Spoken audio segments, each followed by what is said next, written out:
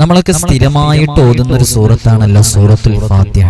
ഫാത്തിഹ ഒഴിച്ചുകൂടാനാവാത്തതാണ് മുസ്ലിമിനെ സംബന്ധിച്ചിടത്തോളം. ആ ഫാത്തിഹയുടെ റിയാള പൂർത്തിയാക്കി വീട്ടിയാലോ? പരിശുദ്ധമായ റമളാൻ ഷരീഫ് റിയാള പൂർത്തിയാക്കി വീട്ടാൻ ഏറ്റവും അനുയോജ്യമായ സമയമാണ്. അല്ലാത്ത സമയങ്ങളിൽ നമുക്ക് പൂർത്തിയാക്കി വീട്ടാം. ഫാത്തിഹയുടെ റിയാള പൂർത്തിയാക്കി വീട്ടാൻ ആഗ്രഹിക്കുന്നവര് ഇൻഷാ അല്ലാഹ് ഈ വീഡിയോ കൃത്യമായി കണ്ടു മനസ്സിലാക്കിയിട്ട് ഫാത്തിഹയുടെ റിയാള പൂർത്തിയാക്കി വീട്ടുക. അത് വലിയൊരു പ്രയാസമുള്ള സംഭവമൊന്നല്ല. വലിയ പ്രയാസമുള്ള വലിയ രൂപത്തിലൊക്കെ ചൊല്ലി തീർക്കുന്ന പൂർത്തിയാക്കി വീട്ടുന്ന ആളുകളൊക്കെ ഉണ്ട്. പക്ഷെ നമുക്ക് ഏറ്റവും ലളിതമായ രൂപത്തിൽ സൂറത്തുൽ ഫാത്തിഹയുടെ റിയാള എങ്ങനെ പൂർത്തിയാക്കി വീട്ടാം എന്നുള്ളതാണ് നമ്മൾ ഇന്ന് മനസ്സിലാക്കുന്നത്. അപ്പോ എന്താണ് റിയാള, എന്തിനാണ് റിയാള പൂർത്തിയാക്കി വീട്ടുന്നത്? ഇതൊക്കെ നമ്മൾ അസ്മാഉൽ ഹുസ്നയുടെ റിയാളയും ആയത്തുൽ ഖുർസിയുടെ റിയാളയും സൂറത്തുൽ ഇഖ്ലാസിന്റെ ഒക്കെ പറഞ്ഞപ്പോൾ നമ്മൾ പറഞ്ഞിട്ടുണ്ടായിരുന്നു. റിയാള പൂർത്തിയാക്കി വീട്ടിയാൽ നമുക്ക് ലഭിക്കുന്ന വലിയ വലിയ നേട്ടങ്ങളുണ്ട്. ആ നേട്ടങ്ങളൊക്കെ നമുക്ക് നേടിയെടുക്കാൻ സാധിക്കുന്നുള്ളതാണ്. അപ്പോ റിയാള നമുക്ക് ഫാത്തിഹയുടേതും പൂർത്തിയാക്കി വീട്ടാം. അസ്മാഉൽ ഹുസ്നയുടെ റിയാള പൂർത്തിയാക്കി വീട്ടിയവരുണ്ട്. അതേപോലെ വിവിധങ്ങളായ റിയാളകൾ ചെയ്യുന്നവരുണ്ട്. നമ്മൾ തന്നെ യാ ലത്തീഫ് എന്ന് പറയുന്ന ഇസ്മിന്റെ പ്രത്യേകമായ റിയാള പലർക്കും നേരിട്ട് വരുമ്പോൾ കൊടുക്കാറുണ്ട്. അപ്പൊ ഇൻഷാ അല്ലാഹ് നമുക്ക് ഫാത്തിഹയുടെ റിയാള പൂർത്തിയാക്കി വീട്ടാം. അള്ളാഹു നമുക്ക് തൗഫീഖ് നൽകി അനുഗ്രഹിക്കുമാറാകട്ടെ. വിഷയത്തിലേക്ക് പ്രവേശിക്കുന്നതിന്റെ മുമ്പ് എല്ലാ ദിവസവും നമ്മൾ സൂചിപ്പിക്കാറുള്ളത് പോലെ തന്നെ നേരിട്ട് കാണാനുള്ള ഡേറ്റ് ചൊവ്വാഴ്ചകളിൽ മാത്രമാണ്. ചൊവ്വാഴ്ച നേരിട്ട് വരാൻ വേണ്ടി ബുക്ക് ചെയ്യാൻ വിളിക്കേണ്ട സമയമാണ് ഞായറാഴ്ച 10 മണിക്ക്. നമുക്ക് ഫാത്തിഹയുടെ റിയാള പൂർത്തിയാക്കി വിട്ടുമ്പോൾ, ഫാത്തിഹ എന്ന് പറയുമ്പോൾ നമ്മൾ നമ്മുടെ ജീവിതത്തിലെ വളരെയധികം പ്രാധാന്യത്തോടുകൂടെ കാണുന്ന 5 വഖത്ത് ഫർള് നിസ്കാരങ്ങളിൽ ഫാത്തിഹ ഓതിയിട്ടില്ല എന്നുണ്ടെങ്കിൽ നമ്മുടെ നിസ്കാരം തന്നെ സ്വഹീഹാകില്ല. അത്രമേൽ നമ്മോട് ഇഴചേർന്ന് നിൽക്കുന്ന സൂറത്താണ് സൂറത്തുൽ ഫാത്തിഹ. ഒരുപാട് പേരുകൾ ഫാത്തിഹയ്ക്കുണ്ട് എന്നും ആ പേരുകളൊക്കെ എന്തിനെയാണ് സൂചിപ്പിക്കുന്നത് എന്നൊക്കെ നമ്മൾ മുമ്പ് വിശദീകരിച്ചാണ് ഫാത്തിഹയുടെ മഹത്വം പറഞ്ഞ ഭാഗത്ത്, അല്ലെ? അപ്പൊ അതൊക്കെ കേട്ടവരാണ് നിങ്ങൾ. അപ്പൊ ഫാത്തിഹയുടെ മഹത്വവും ഫാത്തിഹയുടെ പവിത്രതയൊക്കെ മനസ്സിലാക്കി ഇനി ഇൻഷാ അല്ലാഹ് ഫാത്തിഹയുമായിട്ട് നമ്മൾ ബന്ധപ്പെടുന്നുണ്ട്. ഒരാളിനി ഞാൻ ഫാത്തിഹയുമായിട്ട് ബന്ധപ്പെടുന്നില്ല എന്ന് പറഞ്ഞ് ഒഴിഞ്ഞു മാറാനൊന്നും പറ്റൂല. കാരണം അവൻ 5 വഖത്ത് ഫർള് നിസ്കാരം നിസ്കരിക്കുമ്പോൾ ഓരോ റക്അത്തിലും ഓരോ നിസ്കാരത്തിലും അവൻ കൃത്യമായി ഫാത്തിഹ അക്ഷരസ്ഫുടതയോടുകൂടെ തജ്വീദ് അനുസരിച്ച് ഓതിയിട്ടില്ലെങ്കിൽ അവനക്ക് നിസ്കാരമേ ഇല്ല എന്നാണ് നമ്മുടെ ഫിഖഹിന്റെ ഭാഷ്യം. മനസ്സിലായല്ലോ? അപ്പൊ ഫാത്തിഹയെ കുറിച്ച് നമ്മൾ മനസ്സിലാക്കി ഫാത്തിഹ എല്ലാ ദിവസവും നമ്മൾ ഓതുന്നുണ്ട്, അല്ലേ? അപ്പൊ നമുക്കതിന്റെ റിയാള, അപ്പൊ നമ്മൾ എപ്പോഴും ബന്ധപ്പെട്ടുകൊണ്ടിരിക്കുന്ന ഒരു കാര്യത്തിന്റെ റിയാള അത് പൂർത്തിയാക്കി വീട്ടിക്കഴിഞ്ഞാൽ അതുകൊണ്ട് നമുക്ക് വലിയ ഗുണങ്ങൾ നേടിയെടുക്കാൻ പറ്റും. റിയാള എന്ന് പറഞ്ഞാല് ആലിമീങ്ങളോടല്ല അല്ല നമ്മുടെ സംസാരം. അങ്ങനെയാവുമ്പോൾ അതിന് ചില ടെക്നിക്കൽ ടേംസ് ഉണ്ട്. അതൊക്കെ വെച്ചിട്ടാണ് നമ്മൾ സംസാരിക്കുക. ആ സാങ്കേതികമായ പദങ്ങളൊക്കെ വെച്ചിട്ടാണ് നമ്മൾ സംസാരിക്കുക. ഇത് നമ്മുടെ വീഡിയോ കൂടുതലും കാണുന്നത് സാധാരണക്കാരിൽ സാധാരണക്കാരായ ആളുകളാണ്. അവർക്ക് മനസ്സിലാക്കാൻ പറ്റുന്ന രൂപത്തിൽ ഫാത്തിഹയുടെ ചെറിയ രൂപത്തിലുള്ള ഫാത്തിഹയുമായി ബന്ധപ്പെട്ടിട്ടുള്ള ഒരു കടമ പൂർത്തീകരിച്ച് വീട്ടുക. അപ്പൊ അതുമായി ബന്ധപ്പെട്ട് നമുക്ക് വലിയ നേട്ടങ്ങൾ ഉണ്ടാകും. ആ ഫാത്തിഹയുമായി ബന്ധപ്പെട്ട് അതും ഇൻഷാ അല്ലാഹ് നമ്മൾ വിശദീകരിക്കുന്നുണ്ട്. അപ്പൊ 2 രൂപത്തിലുള്ള റിയാള പറയുന്നുണ്ട്. നിങ്ങൾക്ക് ഏതാണോ ചെയ്യാൻ സാധിക്കുന്നത് അത് ചെയ്യാവുന്നതാണ്. 2ഉം കൂടെ ചെയ്യാവുന്നതാണ്. ചെയ്താലോ നമുക്ക് നേടിയെടുക്കാൻ പറ്റുന്നതോ വമ്പൻ നേട്ടങ്ങളാണ്. അത് മനസ്സറിഞ്ഞ് ആത്മാർത്ഥമായിട്ടൊരു ഫാത്തിഹ നമ്മൾ ഏത് വിഷയത്തിന് ഓതുമ്പോഴും അത് മൂലമായിട്ട് നമുക്ക് ലഭിക്കുന്ന വമ്പൻ നേട്ടങ്ങളാണ് ആ ഫാത്തിഹയുടെ റിയാള പൂർത്തിയാക്കി വീട്ടിയാൽ നമുക്ക് ലഭിക്കാം. അപ്പോ നമ്മുടെ ജീവിതത്തില് ഫാത്തിഹയുടെ ഒരു മുഅക്കലുണ്ട് യഥാർത്ഥത്തില്. അതിപ്പോ നമ്മൾ ഇവിടെ വിശദീകരിക്കുന്നില്ല. അത് നമ്മൾ ഡിസ്പ്ലേയിൽ ശരിക്കും കാണിക്കേണ്ടതാണ്. നമ്മളിപ്പോ ഫാത്തിഹയുടെ റിയാള പറയുമ്പോൾ പ്രധാനമായിട്ട് ഓരോ ആയത്തുകളും ആ ആയത്തുകളുടെ അതനുസരിച്ച് ഓതി തീർക്കുന്ന രൂപമാണ് ഒന്ന്.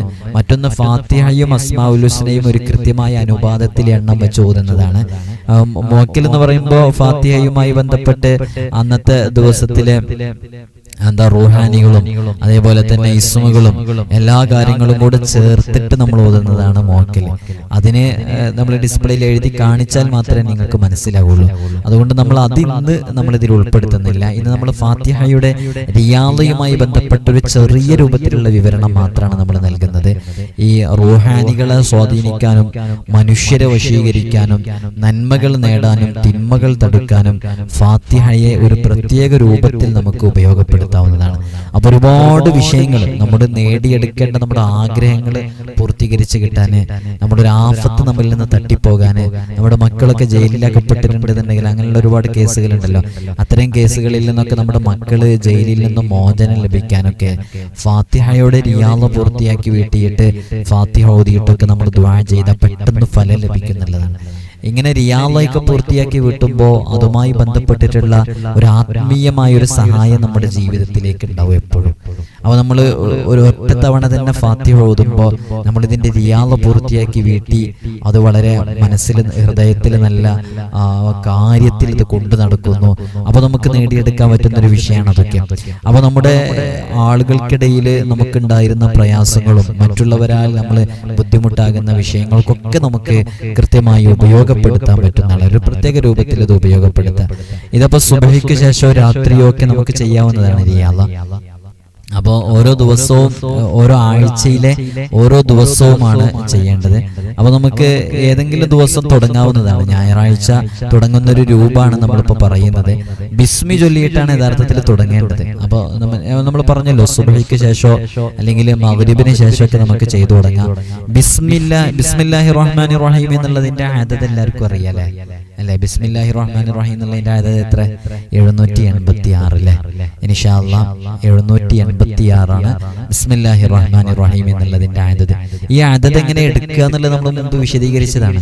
ഇൻഷാ അല്ലാഹ് നിങ്ങൾ അസ്മാഉൽ ഹുസ്ന കാണാതെ പഠിച്ച അസ്മാഉൽ ഹുസ്നയുടെ റിയാളൊക്കെ പൂർത്തിയാക്കി വീട്ടാൻ വേണ്ടി പറഞ്ഞിട്ടുണ്ടായിരുന്നല്ലോ. അസ്മാഉൽ ഹുസ്നയുടെ റിയാള പൂർത്തിയാക്കി വീട്ടിയവരുണ്ടോ? അവരൊന്ന് എഴുതി അറിയിക്കണേ. അസ്മാഉൽ ഹുസ്നയെ കാണാതെ പഠിക്കാത്തവരെന്തായാലും ഉണ്ടാവില്ലല്ലോ. കാണാതെ പഠിച്ചവരും ഇൻഷാ അല്ലാഹ് ഒന്ന് എഴുതി അറിയിക്കണം. നമ്മൾ എത്രയും നാൾ അസ്മാഉൽ ഹുസ്നയുടെ ഓരോ ഇസ്മുകളെ കുറിച്ച് നമ്മൾ ചർച്ച ചെയ്തു. അതിപ്പോഴും തീർന്നിട്ടില്ല. ഓരോ ഇസ്മുകളെ കുറിച്ചും പറഞ്ഞു തീർക്കാൻ കഴിയൂല. അള്ളാഹുവിന്റെ വിശേഷണങ്ങളാണല്ലോ, അത് അനന്തമായി നിൽക്കുകയല്ലേ. അതുകൊണ്ട് തന്നെ അസ്മാഉൽ ഹുസ്നയുടെ ഓരോ ഇസ്മുകളെ കുറിച്ച് നമ്മൾ പറയുമ്പോഴൊക്കെ വളരെ ആവേശത്തോടു കൂടെ നിങ്ങളതൊക്കെ എഴുതിയെടുത്തവരാണ്. അസ്മാഉൽ ഹുസ്ന ഇനിയും കാണാതെ പഠിക്കാത്തവരായിട്ട് ആരും ഉണ്ടാകരുത്. അപ്പോൾ അസ്മാഉൽ ഹുസ്ന കാണാതെ പഠിച്ചവര് ഇൻഷാ അല്ലാഹ് ഒന്ന് എഴുതി അറിയിക്കുക. അൽഹംദുലില്ലാഹ് എനിക്ക് കാണാതെ അറിയാൻ, ഞാൻ റിയാള വീട്ടി എന്നൊക്കെ എഴുതി അറിയിക്കുക. അപ്പോൾ നമ്മൾ ഈ ഫാത്തിഹയുടെ റിയാളയും നമ്മൾ ചെയ്യുമ്പോൾ അതിന്റെ ഇസ്മിന്റെ ആദത്ത്, ഓരോ ആയത്തിന്റെയും ആദത്താണ് നമ്മൾ എടുക്കുക. ഓരോ ആയത്തിന്റെയും ആദത്ത് എടുത്തിട്ടാണ് നമ്മൾ അതിന്റെ റിയാള പൂർത്തിയാക്കി വിട്ടുക. അപ്പോൾ ബിസ്മില്ലാഹിർ റഹ്മാനിർ റഹീം എന്നുള്ളതിന്റെ ആദത്ത് നമുക്ക് കൃത്യമായി അറിയാം. അത് 786 അതിന്റെ ആദത്ത്. അത് ആദ്യമായിട്ട് ചൊല്ലിത്തീർക്കുക. അതിനുശേഷം നമ്മൾ ഈ പറയുന്ന രീതിയിൽ ചെയ്യുന്നതിൽ വലിയ രഹസ്യങ്ങൾ ഒളിഞ്ഞു കിടക്കുന്നുണ്ട്, അത്ഭുതങ്ങൾ ഒളിഞ്ഞു കിടക്കുന്നുണ്ട്. അപ്പോൾ അത് അപാരമായ മഹത്വവും വലിയ പ്രതിഫലവും ലഭിക്കാൻ ഈ രൂപത്തിൽ ചെയ്താൽ പ്രത്യേകം അത് ഗുണം ചെയ്യുമെന്നുള്ളതാണ്. അപ്പോൾ ഞായറാഴ്ച ദിവസം അൽഹംദുലില്ലാഹി റബ്ബിൽ ആലമീൻ എന്നുള്ളതാണ് ഓതേണ്ടത്. അത് എത്രയാണ് ഓതേണ്ടത്? അത് 616 തവണ. 616 തവണയാണ് അൽഹംദുലില്ലാഹി റബ്ബിൽ ആലമീൻ എന്ന് ഓതേണ്ടത്. ഇത് ചിലപ്പോൾ ചില രൂപത്തിൽ അതെടുക്കുമ്പോൾ അത് നമുക്ക് 581 എന്നുള്ള ആയതും കിട്ടും. രണ്ട് രൂപത്തിൽ നമുക്ക് ഈ ഓരോ ആയത്തുകളുടെയും ഇസ്മിന്റെയും ആയത്ത് എടുക്കാം. രണ്ട് രൂപത്തിൽ എടുക്കുമ്പോൾ രണ്ട് രൂപത്തിലുള്ള ആയത്തുകൾ കിട്ടും. രണ്ടും ശരിയാണ്. നിങ്ങൾ വേറെ എവിടെയെങ്കിലും എന്തെങ്കിലുമൊക്കെ 581 എന്ന് കാണുമ്പോൾ ഇത് തെറ്റാണെന്നോ അല്ലെങ്കിൽ ഇത് കേൾക്കുമ്പോൾ അത് തെറ്റാണെന്നോ എന്ന് തെറ്റിദ്ധരിച്ച് മനസ്സിലാക്കേണ്ട. അത് രണ്ട് രൂപത്തിൽ എടുത്തത് കൊണ്ട് വന്ന മാറ്റമാണ് എന്നാണ് അവിടെ മനസ്സിലാക്കേണ്ടത്. ഓക്കെ, അപ്പോ നമ്മളിപ്പോ നിങ്ങളോട് ചൊല്ലാൻ വേണ്ടി പറയുന്ന ആയത്ത് 616 തവണയാണ്, അല്ലെങ്കിൽ 581 തവണയും പൂർത്തീകരിച്ച് വിട്ടാവുന്നതാണ്. അപ്പൊ രണ്ട് രൂപത്തിൽ നിങ്ങൾക്ക് എടുക്കാവുന്നതാണ്. ഞാനിത് എഴുതി തയ്യാറാക്കിയിട്ടില്ല ഡിസ്പ്ലേയിൽ കാണിക്കാൻ. അതുകൊണ്ട് തന്നെ നിങ്ങളിതൊരു പെണ്ണെടുത്ത് അൽഹംദുലില്ലാഹി റബ്ബിൽ ആലമീൻ എന്നുള്ളതിനെ 616 തവണ ഓർ ഒരു ബാർ ഇട്ടിട്ട് അല്ലെങ്കിൽ 581 തവണ എന്നുള്ളത് എഴുതി വെക്കാം. അതാണ് അൽഹംദുലില്ലാഹി റബ്ബിൽ ആലമീൻ എന്നുള്ളതിന്റെ ആദത്ത്. അപ്പോൾ അത് സുബ്ഹിക്ക് ശേഷമോ അല്ലെങ്കിൽ മഗ്രിബിന് ശേഷമോ രാത്രി കിടന്നുറങ്ങുന്നതിന്റെ മുമ്പോ ഏതു സമയമാണ് നാം ആദ്യം ചെയ്യാൻ വേണ്ടി തിരഞ്ഞെടുക്കുന്നത് ആ സമയം തന്നെ എല്ലാ ആയത്തുകളും ചെയ്യാൻ വേണ്ടി ഉപയോഗിക്കുക. അതങ്ങനെ കൃത്യമായിട്ട് ചെയ്യുക 616 തവണ. അപ്പോൾ അൽഹംദുലില്ലാഹി റബ്ബിൽ ആലമീൻ കഴിഞ്ഞത് ഞായറാഴ്ചയാണ് നമ്മൾ ചൊല്ലിയത്. തിങ്കളാഴ്ച അർ റഹ്മാനിർ റഹീം എന്നുള്ളതാണ്. തിങ്കളാഴ്ച നമ്മൾ ചൊല്ലേണ്ടത് അർ-റഹ്മാനിർ റഹീം എന്നുള്ളതാണ്. അപ്പോ ഇനിയിപ്പോ ഒരാള് ബിസ്മിയോണ്ട് തുടങ്ങി എന്ന് വെക്കാം. ബിസ്മിയോണ്ട് തുടങ്ങണമെന്നുണ്ടെങ്കിൽ ബിസ്മി ആദ്യം ഞായറാഴ്ച തുടങ്ങണം. മനസ്സിലായല്ലോ? ഞായറാഴ്ച ബിസ്മി തുടങ്ങുക. ഇത് ഞാൻ അൽഹംദുലില്ലാഹി റബ്ബിൽ ആലമീൻ എന്ന് ആദ്യം തുടങ്ങുന്ന രൂപമാണ് പറഞ്ഞത്. ബിസ്മി ഞായറാഴ്ച തുടങ്ങുക. അങ്ങനെ ഒന്ന് കൂട്ടിയിട്ട് നിങ്ങൾ മനസ്സിലാക്കട്ടോ. അപ്പോ തിങ്കളാഴ്ച ഇപ്പൊ നമ്മള് അർ-റഹ്മാനിർ റഹീം എന്നുള്ളതാണ്. അർ-റഹ്മാനിർ റഹീം എന്നുള്ളതിന്റെ അതത് 619 തവണയാണ്. ചിലപ്പോ അത് 618 ഒന്ന് കുറവായിട്ട് കാണും. ചില ഭാഗങ്ങളിൽ നിങ്ങൾക്ക് ചില ആളുകളൊക്കെ പറയുന്നിടത്ത് അത് നമ്മൾ ഈ എടുക്കുന്ന രൂപത്തിൽ വരുന്ന മാറ്റാണെന്ന് നേരത്തെ നമ്മൾ സൂചിപ്പിച്ചല്ലോ. അപ്പൊ 616 തവണ അർ-റഹ്മാനിർ റഹീം എന്നുള്ളത് ഓതുക. അതിനുശേഷം ചൊവ്വാഴ്ച മാലിക് യൗമിദ്ദീൻ എന്നുള്ളത്. മാലിക് യൗമിദ്ദീൻ എന്നുള്ളത് 242 തവണ. അവിടെ 241 തവണ എന്ന് ചിലപ്പോൾ കാണും. 242 തവണ മാലിക് യൗമിദ്ദീൻ എന്നുള്ളത് ഓതുക. ബുധനാഴ്ച ഇയ്യാക നഅ്ബുദു വ ഇയ്യാക നസ്തഈൻ എന്നുള്ളത്. ഇയ്യാക നഅ്ബുദു വ ഇയ്യാക നസ്തഈൻ എന്നുള്ളത് 856 തവണ. അത് 836 തവണയായിട്ടും ചില സ്ഥലങ്ങളിൽ നിങ്ങൾക്ക് പലരും പറയുന്നതായിട്ട് കേൾക്കും. അവിടൊക്കെ നമ്മൾ ഈ പറഞ്ഞ വിശദീകരണമാണ്. അതൊന്ന് തെറ്റാണോ ഒന്ന് ശരിയാണെന്നല്ല, രണ്ടും എടുത്തതിലുള്ള രൂപത്തിലുള്ള വ്യത്യാസമാണെന്ന് അറിയിക്കണം. അപ്പൊ ബുധനാഴ്ച നമ്മൾ ഇയ്യാക നഅ്ബുദു വ ഇയ്യാക നസ്തഈൻ 856 തവണയാണ് നമ്മൾ ചൊല്ലിയത്. വ്യാഴാഴ്ച ഇഹ്ദിനസ് സിറാത്തൽ മുസ്തഖീം എന്നുള്ളതാണ്. ഇയ്യാക നഅ്ബുദു വ ഇയ്യാക നസ്തഈൻ എന്നുള്ള ബുധനാഴ്ച നമ്മൾ ചൊല്ലി. ഇനി വ്യാഴാഴ്ച ഇഹ്ദിനസ് സിറാത്തൽ മുസ്തഖീം എന്നുള്ളത് 1073 തവണ. ഇഹ്ദിനസ് സിറാത്തൽ മുസ്തഖീം എന്നുള്ളത് 1073 തവണയാണ് ചൊല്ലേണ്ടത്. അത് 1072 തവണയായിട്ടും കാണും, ഒന്ന് കുറവായിട്ട്. അതിനൊരു കൃത്യമായ കാരണമുണ്ട്. സാധാരണക്കാരത് കൂടുതൽ പറഞ്ഞ് അത് സങ്കീർണമാക്കണ്ടെന്ന് കരുതി പറയാതിരിക്കണേ. അപ്പൊ 1073 തവണയാണ് ഇഹ്ദിനസ് സിറാത്തൽ മുസ്തഖീം എന്ന് ചൊല്ലേണ്ടത്. പിന്നെ അത് കഴിഞ്ഞ് വെള്ളിയാഴ്ച സിറാത്തൽ ലദീന അൻഅംത അലൈഹിം എന്നുള്ളത് 1837 തവണ. 1837 തവണ സിറാത്തുൽ ലദീന അൻഅംത അലൈഹിം എന്നുള്ളത്. ശനിയാഴ്ച ഗൈറിൽ മഗ്ലൂബി അലൈഹിം വലദ്ദാലിൻ എന്നുള്ളത് 4233 തവണ. ഈ പറഞ്ഞ രൂപത്തിൽ ഫാത്തിഹയുടെ ഓരോ ആയത്തുകളെയും ചൊല്ലി തീർക്കുക എന്നുള്ളതാണ് അസ്മാഉൽ ഹുസ്നയുടെ റിയാള പൂർത്തിയാക്കി വീട്ടാനുള്ള ഒരു ചെറിയ രൂപം. അല്ലാഹു നമുക്ക് അത് പൂർത്തിയാക്കി വീട്ടാനുള്ള തൗഫീഖ് നൽകി അനുഗ്രഹിക്കട്ടെ. അസ്മാഉൽ ഹുസ്നയുടെ ഫാത്തിഹയുടെ റിയാള എന്നൊക്കെ പറഞ്ഞാൽ ഇത് നമുക്ക് ചെയ്യാൻ പറ്റുന്ന ചെറിയ രൂപത്തിലുള്ള റിയാളയാണ്. മഹാന്മാരൊക്കെ വലിയ വലിയ റിയാളകളൊക്കെ ചെയ്യുന്നതാണ്. നമുക്ക് സാധാരണക്കാർക്കൊക്കെ ഓരോ ദിവസം ഓരോ ആഴ്ചയിൽ ഓരോ ദിവസവും ചെയ്ത് വളരെ പെട്ടെന്ന് പൂർത്തീകരിച്ചു വീട്ടാൻ പറ്റുന്ന റിയാദയുടെ രൂപമാണ് നമ്മൾ പറഞ്ഞിട്ടുള്ളത്. ഇതൊക്കെ നമ്മൾ അറബി അക്ഷരമാലയുടെ എണ്ണങ്ങൾ, അതിന്റെ അക്ഷരങ്ങളുടെ എണ്ണം എടുത്ത് കണക്കാക്കിയിട്ടുള്ള ആദതാണ് ഇതിന്റെ ആദത്. അപ്പൊ ഇത് ഉപയോഗിക്കുമ്പോൾ വളരെയധികം ശ്രദ്ധിക്കണം. നമ്മൾ തെറ്റായ കാര്യങ്ങൾക്ക് വേണ്ടിയിട്ടോ ഒന്നും ഉപയോഗിക്കാൻ പാടില്ല. ഇത് ഉപാധിയോടുകൂടെയാണ് ഉപയോഗിക്കേണ്ടത്. ഒരു ഗുരുവര്യരിൽ നിന്ന് ഇജാസത്തോടുകൂടെയാണ് ഇത് ഉപയോഗിക്കേണ്ടത്.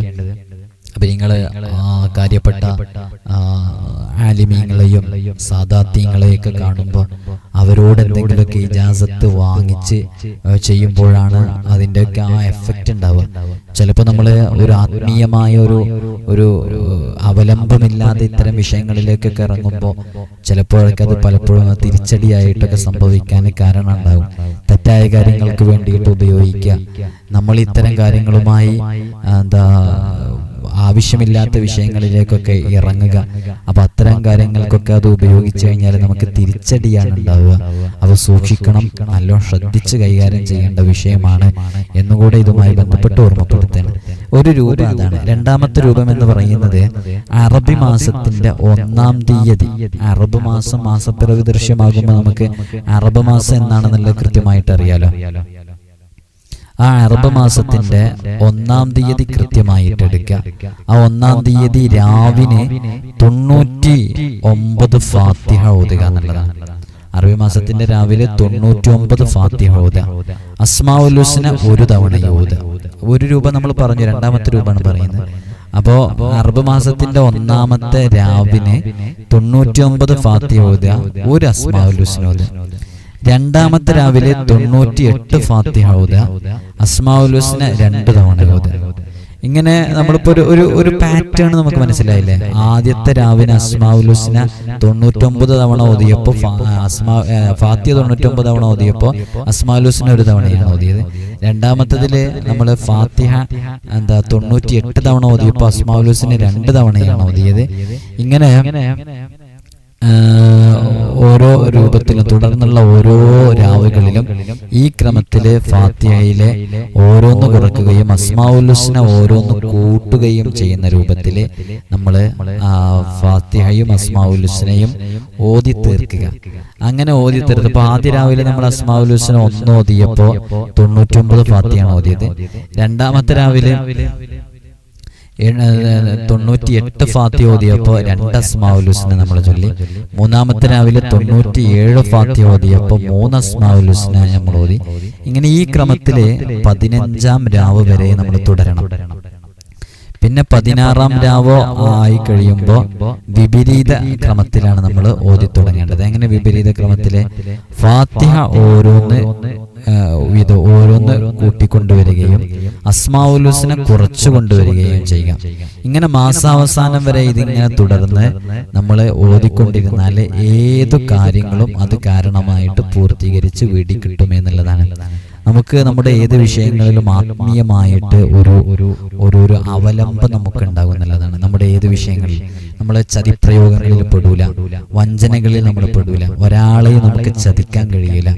ഒരാളുടെയും അസൂയ, അതേപോലെ സിഹർ, കണ്ണേറ് തുടങ്ങിയ ഇത്തരം മറ്റുള്ളവരുടെ ശത്രുതയുമായി ബന്ധപ്പെട്ട വിഷയങ്ങളൊന്നും നമ്മുടെ ജീവിതത്തിലേക്ക് ഇത്തരം കാര്യങ്ങളൊന്നും സംഭവിക്കത്തില്ല.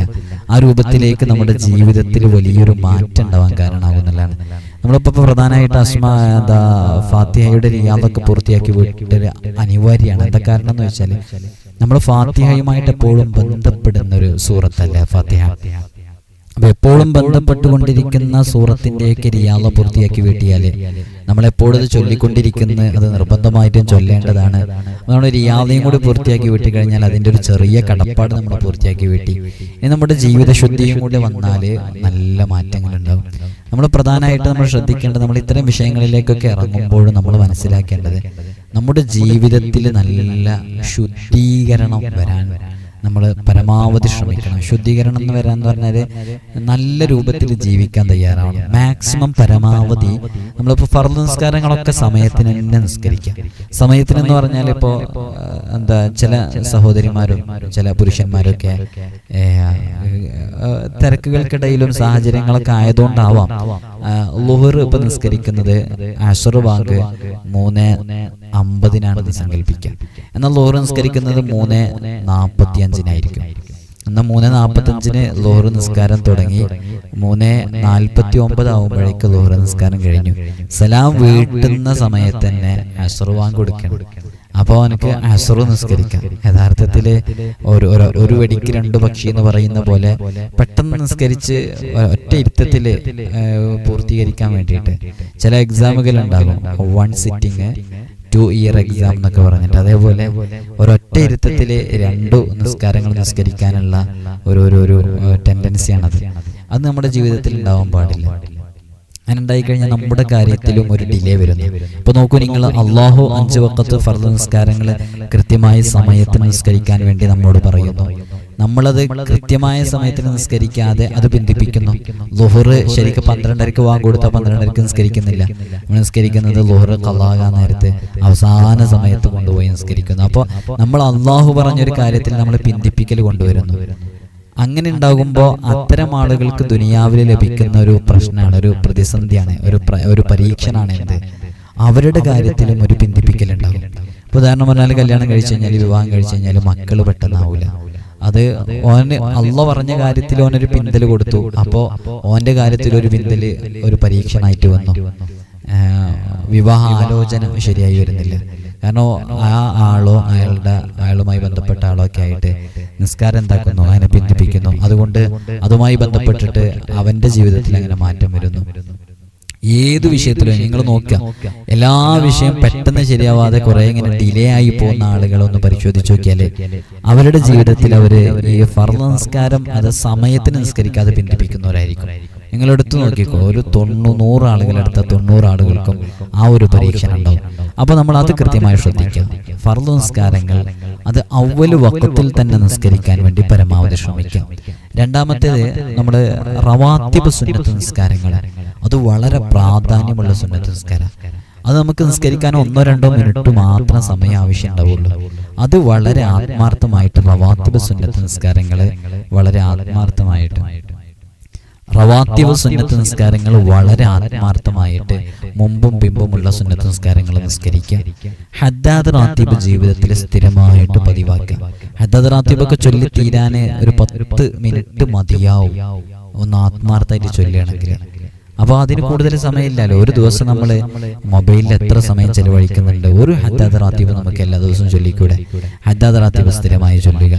സൂറത്തുൽ മുൽക്ക് ഉൾപ്പെടെയുള്ള, സൂറത്തുൽ വാഖിയ, സൂറത്തു യാസീൻ ഉൾപ്പെടെയുള്ള പതിവായി ഓതേണ്ട എല്ലാ സൂറത്തുകളും വളരെ ആത്മാർത്ഥമായിട്ട് ഓതിക്കൊണ്ടിരിക്കുക.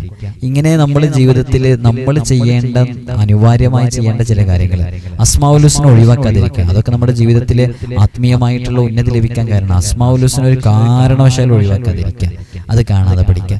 ഇങ്ങനെ പരമാവധി നമ്മളൊരു ചെറിയ രൂപത്തിലൊക്കെ ചിട്ടയിൽ നമ്മുടെ ജീവിതത്തിനെ ക്രമപ്പെടുത്താൻ തയ്യാറായിട്ട് ഈ രൂപത്തിലേക്കൊക്കെ വരികയാണെന്നുണ്ടെങ്കിൽ നമുക്ക് തന്നെ സ്വന്തമായിട്ടൊരു മാറ്റം വരുന്ന പോലെ തോന്നും. ഞാൻ ആത്മാർത്ഥമായിട്ട് പറയാം, നമുക്ക് തോന്നും. അപ്പൊ നിങ്ങൾ ഇനി മുതൽ അത് വളരെയധികം ശ്രദ്ധിക്കുക, നിസ്കാരത്തിന്റെ കാര്യത്തിലും മറ്റുള്ള വിഷയങ്ങളിലൊക്കെ. പിന്നെ പരമാവധി മറ്റുള്ളവരുടെ അയ്ബുകൾ പറയാതിരിക്കുക, ഗീബത്ത് പറയാതിരിക്കുക.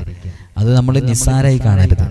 നമ്മളിങ്ങനെ വെറുതെ, നമുക്ക് അതിലൊരു പേടി വേണം. കാരണം ഹബീബായ സല്ലല്ലാഹു അലൈഹി വസല്ലം അതങ്ങനെ അത്രയും ശക്തമായിട്ട് അതിനെക്കുറിച്ച് പറഞ്ഞാണല്ലോ, ജീവിതകാലത്ത് നീ ഭക്ഷിച്ചതുപോലെ നീ ഭക്ഷിക്കൂ എന്നൊക്കെ പറയൂ. ആ രൂപത്തിലേക്ക് വലിയ ശിക്ഷ ലഭിക്കാൻ കാരണം നമ്മളൊരാളുടെ കുറ്റം പറയാനോ നിൽക്കണ്ട.